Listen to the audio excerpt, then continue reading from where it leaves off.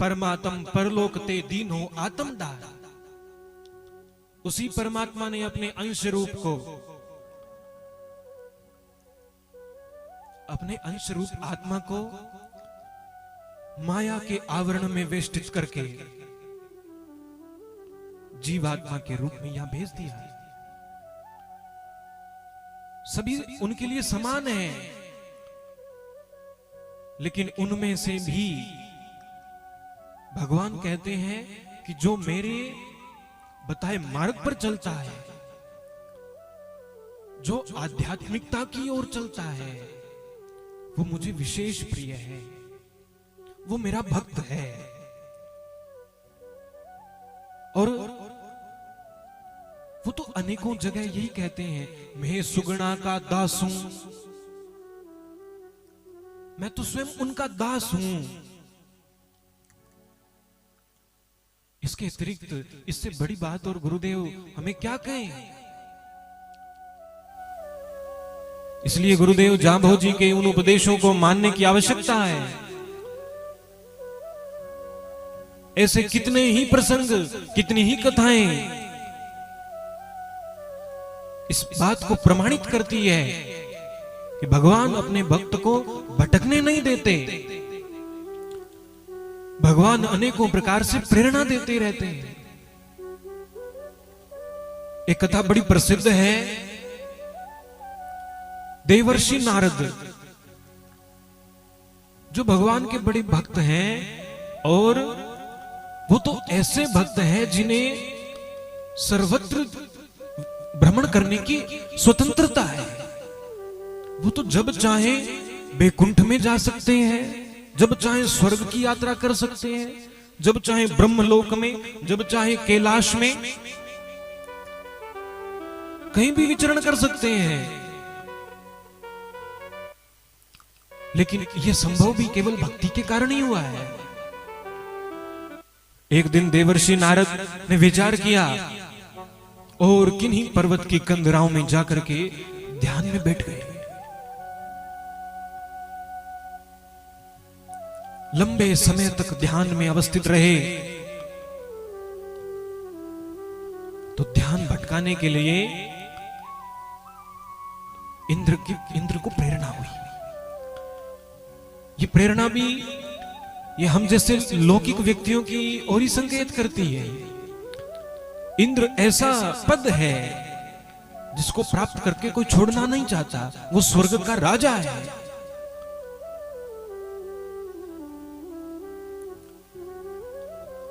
आज की राजनीतिक व्यवस्था को देखें,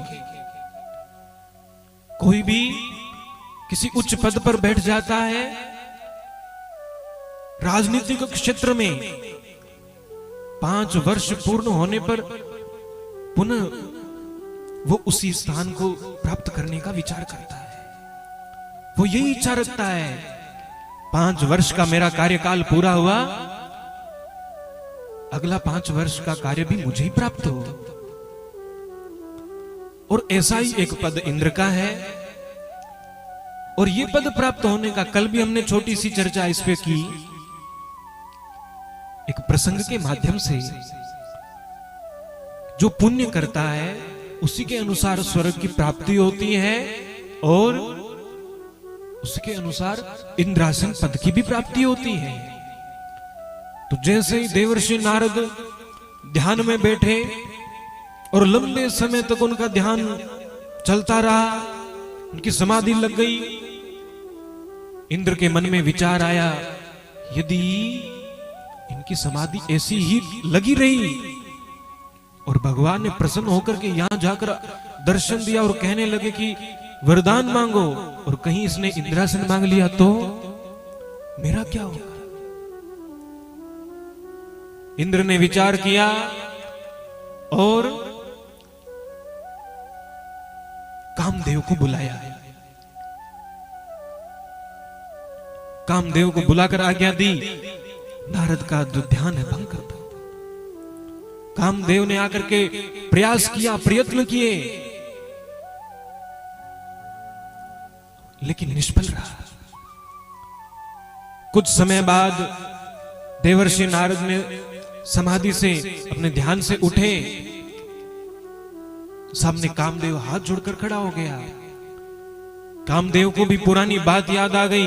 एक बार भगवान शिव इसी तरह समाधि में थे और मैंने उनका ध्यान भंग करने का प्रयास किया, उन्होंने क्रोधित होकर मुझे भस्म कर दिया था। कामदेव को भय हुआ, हाथ जोड़कर सामने खड़ा हो गया। देवर्षि नारद कहने लगे, हाथ जोड़ने की आवश्यकता नहीं है, तुमने तुम्हारा कार्य किया है और कोई अपने कार्य में सफल हो या निष्फल हो जाए ये तुम्हारे हाथ में नहीं है, और ये तो तुम्हारा कर्तव्य था, तुम्हें इंद्र ने आज्ञा दी थी, इसलिए तुम्हारा कोई दोष नहीं, तुम जाओ। यहां नारद के मन में बाद में विचार आया, अरे जो भगवान शिव ध्यान समाधि में बैठे थे, कामदेव आया, निष्फल हुआ, लेकिन फिर भी क्रोध ने उनको घेर लिया और ध्यान भंग होने पर भगवान शिव ने कामदेव को क्रोधित होकर के भस्म कर दिया था। लेकिन ये तो बड़ी महानता की बात आज हो गई, मुझे तो क्रोध भी नहीं आया, मैंने केवल काम पर नहीं क्रोध पर भी विजय प्राप्त कर ली, बड़ा प्रसन्न हो गया। लेकिन इसी प्रसन्नता के अंदर एक अभिमान का बीज पड़ गया। प्रसन्नता के साथ सीधा ब्रह्मलोक में पहुंचा। पिताश्री पिताश्री, ब्रह्मा जी ने आंखें खोली, कहने लगे, नारद आज बड़े प्रसन्न दिख रहे हो। नारद आज प्रणाम करना भी भूल गया, कहने लगा, पिताश्री आज मैंने बड़ा कार्य किया है, आप मुझे थोड़ी शाबाशी तो दो। क्या कार्य किया? अरे जिस क्रोध को भगवान शिव नहीं जीत पाए, मैंने काम और क्रोध दोनों को जीत लिया। ब्रह्मा जी ने विचार किया, उसने काम और क्रोध को तो जीत लिया, लेकिन अभिमान आता दिख रहा है। ब्रह्मा जी कहने लगे, पुत्र नारद, ये बात तुमने मुझे तो बता दी, लेकिन भगवान शिव को मत बताना और किसी के सामने इसका जिक्र मत करना। और ये इसका भी संकेत हमें समझने की आवश्यकता है। मैं तो कहता हूं, कोई भी कथा प्रसंग हो, उससे हमें प्रेरणा लेने की आवश्यकता है। अगर हम प्रेरणा ना लें और सीधा ही उस पे बस सुनकर 3 घंटे यहां बैठ करके चले जाएं, उसका कोई विशेष फल नहीं है। लेकिन उस कथा प्रसंगों के माध्यम से हम प्रेरणा लें, कुछ अपने जीवन को सुधारें, कुछ विचार करें अपने भीतर, तो इसकी सार्थकता है। यहां हमें विचार करने की आवश्यकता है। हमें कोई भी विशेष उपलब्धि प्राप्त हो जाए, स्वयं जोर जोर से बोल करके उसे प्रकट करना नहीं चाहिए। मुझे ये प्राप्त हो गया, मुझे ये प्राप्त हो गया, आज मैंने ये काम कर दिया। वो एक कहावत है, काम बोलता है, और जो तुमने कार्य किया है वो स्वयं इसकी साक्षी देगा। इसका श्रेय तुम्हें स्वयं अपने आप मिलेगा, लेकिन तुम्हें अपनी ओर से इसको प्रकट करने की आवश्यकता नहीं है। ब्रह्मा जी कहने लगे, नारद तुम भगवान शिव को और दूसरे भी किसी को नहीं बताना। तुमने बहुत अच्छा किया, मेरा मन बड़ा प्रसन्न हुआ है। आज मेरे पुत्र ने ऐसी उपलब्धि प्राप्त की है, तुमसे कहीं अधिक मैं आज प्रसन्न हूं, लेकिन ये किसी को बताना मत। नारद जी वहां से चल पड़े, लेकिन जैसे ही चले मन में विचार आया, मैं तो सबसे पहली उपलब्धि अपने पिता को बताने आया था, और मुझे तो यहां आकर पता चला स्वयं पिता भी मुझसे ईर्ष्या करता है। ऐसा गलत विचार नारद जी के मन में आया और सीधा भगवान शिव के पास कैलाश में पहुंच गए। वहां जाकर के भगवान शिव को कहने लगे, प्रणाम किया। प्रणाम करते ही, लेकिन आज के प्रणाम में कुछ भिन्नता है। आज प्रणाम में भी कुछ अकड़ है। आज एक विशेष उपलब्धि जो प्राप्त की है, भगवान शिव ने आकर प्रसन्न हुए, कहने लगे नारद आज बड़े दिनों बाद आए।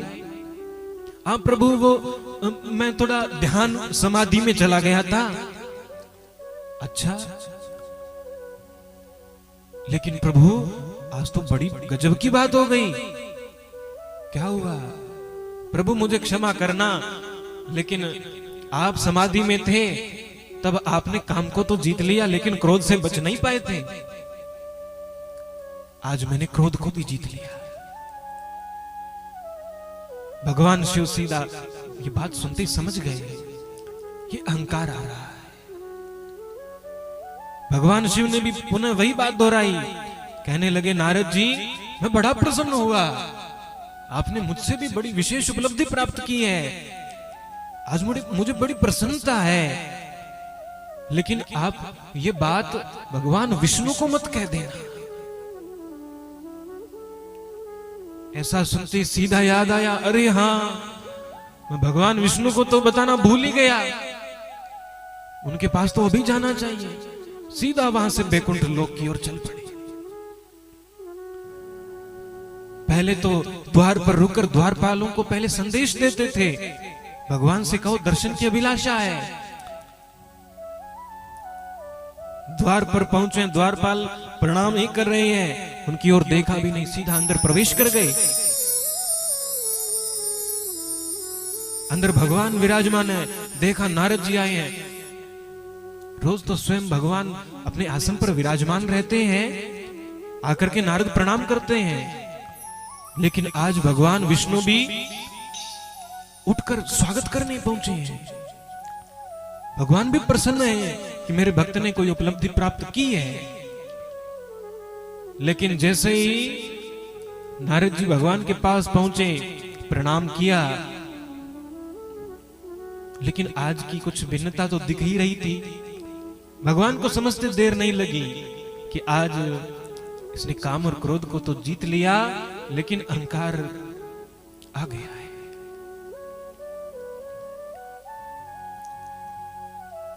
नारद जी से कहने लगे, नारद जी आज मैं बड़ा ही प्रसन्न हूं।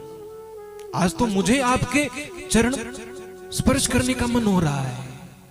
आपने बड़ी उपलब्धि प्राप्त की है, लेकिन ध्यान रखना,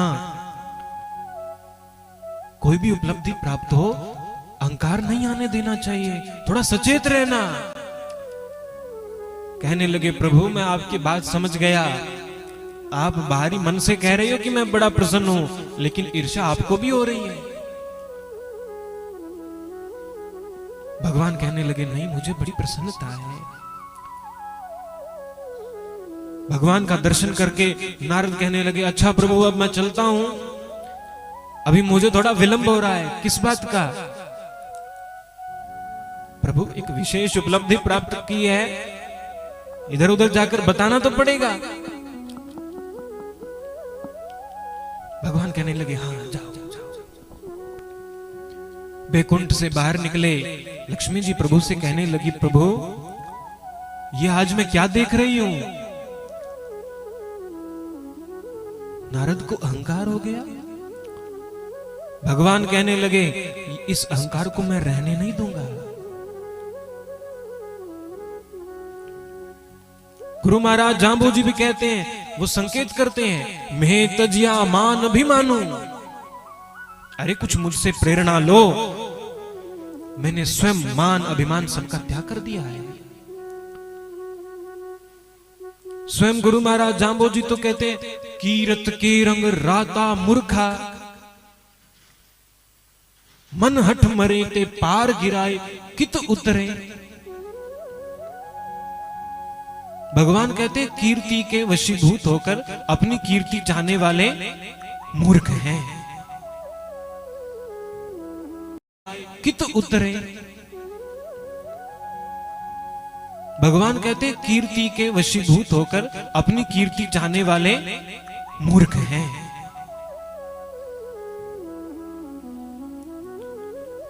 छंदे कहां तो बहुता भावे। भगवान कहते हैं जो छंद कहते हैं, तुम्हारी प्रशंसा बड़ाई करते हैं तो बड़ी अच्छी तो लगती है, लेकिन जब कोई तुम्हारी बड़ाई करे और जब तुम प्रसन्न हो जाओ और कुछ ऐसा विशेष लगे कि हाँ मुझ में बड़ी अच्छी बात है, तो तुम्हारे भीतर अहंकार आ रहा है और तुम अहंकार करने योग्य हो ही नहीं। और अगर तुम अहंकार करते हो तो तुम मूर्ख हो, और मूर्ख व्यक्ति मनहठी बन जाता है और फिर उसका भवसागर से पार होने का मार्ग बंद हो जाता है। और वो प्रसंग लंबा है। भगवान ने एक माया नगरी का निर्माण किया।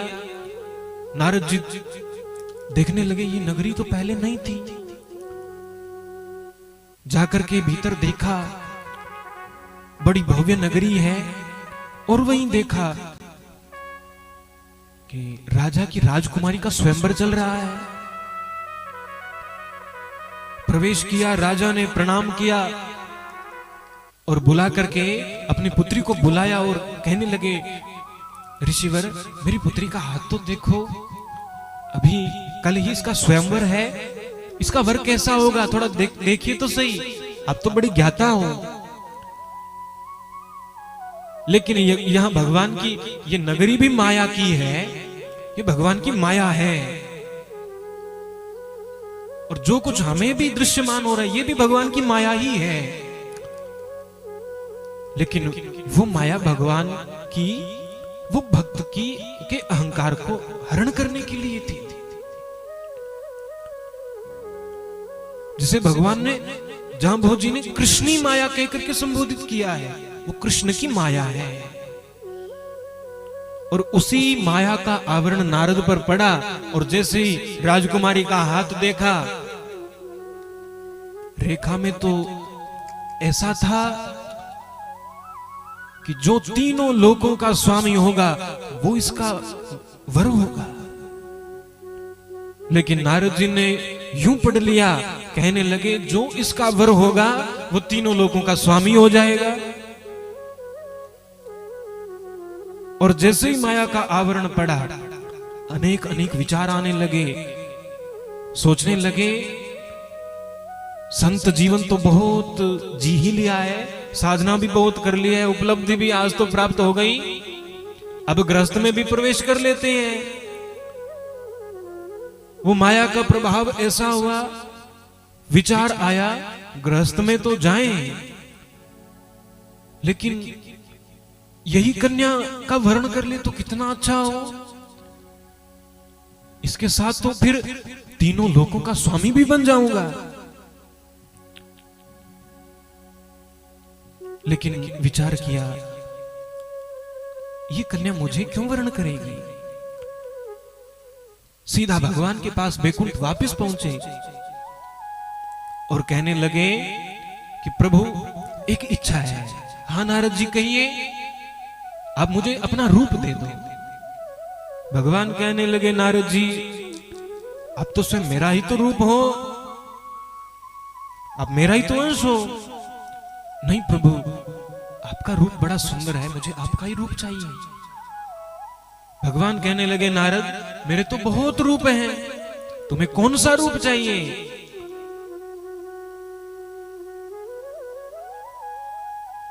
नारद जी कहने लगे, जय विधि होए नाथ हित मोरा। हे प्रभु मुझे वो रूप दो जिससे मेरा हित हो। उनके मन में तो माया का वो चक्कर चल रहा है, लेकिन बातें भी वही माया ही कहलवा रही है, सब भगवान की इच्छा ही से तो हो रहा है। नारद जी कहने लगे, जिस रूप से मेरा हित हो वो रूप मुझे प्रदान कर दो। भगवान ने कहा तथास्तु, अब तुम जाओ। भगवान ने अपना, क्योंकि संपूर्ण जगत सभी जीव योनियां भी तो परमात्मा का एक रूप ही तो है। वो परमात्मा कभी मनुष्य का रूप धारण करके आते हैं, तो कभी मत्स्य अवतार भी धारण करते हैं, मछली का रूप भी बना लेते हैं। वो कभी और तो और जंगली सूअर का भी रूप बना लेते हैं, वाराह रूप धारण कर लेते हैं। भगवान ने वानर का रूप नारद को दे दिया और स्वयं भी उसी स्वयंवर में जाकर पहुंच गए, खड़े हो गए। वो माया भी तो भगवान की ही थी और स्वयं भगवान तो मायापति ही हैं। तो वो माया रूपी राजकुमारी वो भगवान के अतिरिक्त किसी और को कैसे वर्ण करे? उसने भगवान का वर्ण कर लिया। और जैसे ही पता चला, नारद ने अपना रूप देखा तो नारद बड़े क्रोधित हो गए, भगवान पर क्रोधित हो गए। कहने लगे मैं श्राप दूंगा, तुमने ऐसा किया, तुमने ऐसा किया,